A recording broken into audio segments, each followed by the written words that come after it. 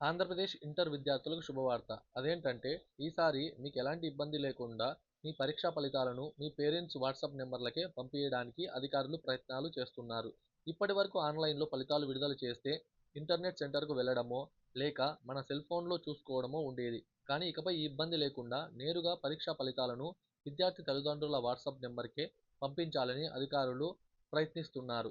Inter పరీక్షలు ఈ నెల మార్చి 19 నుండి మూల్యాంకనం ప్రారంభించడం జరిగింది. దాదాపు 10 లక్షల మంది విద్యార్థులు పత్రాలను మూల్యాంకనం చేస్తున్నారు.